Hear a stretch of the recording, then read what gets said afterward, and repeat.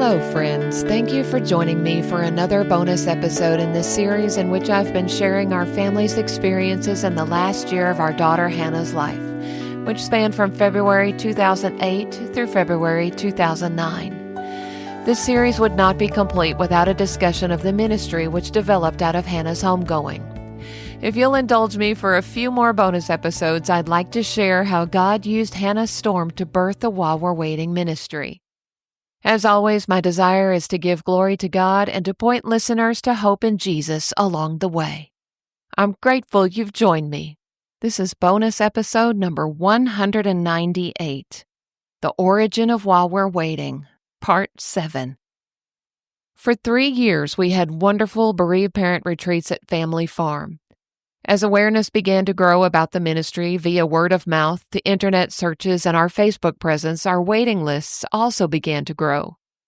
Even with adding more retreat dates at other locations, we could no longer keep up with the demand for these events. And as wonderful as Family Farm is, it was not an ideal location for the types of retreats we were hosting. After all, it was a children's camp, complete with bunk rooms filled with bunk beds. Do you remember those plasticky mattresses at the church camp you went to when you were a kid? The ones that creak and rustle every time you roll over? Yeah, that's what we were sleeping on. And because they were bunk rooms, husbands and wives had to sleep separately. Definitely not ideal for a grieving parent retreat. Family Farm is also a very busy place and was only available to us twice a year.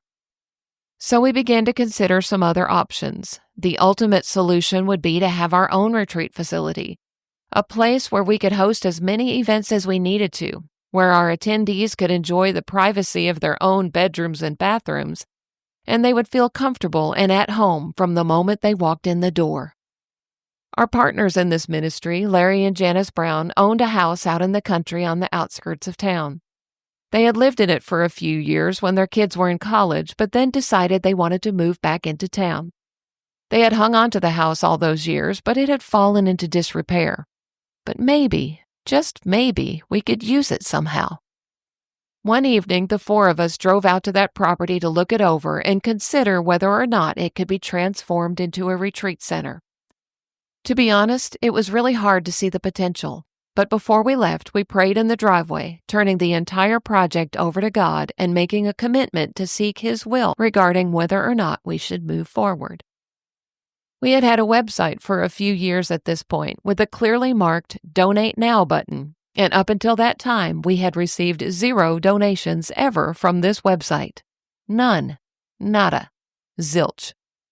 When we got home that evening and checked my email, I discovered that during the hour we were walking around this property, we had received 2 donations through our website for a total of $900. No one knew what we were doing that evening. No one knew that we were even considering taking on a building project of this magnitude. But God knew, and we took those donations as confirmation from Him that we were moving in the right direction.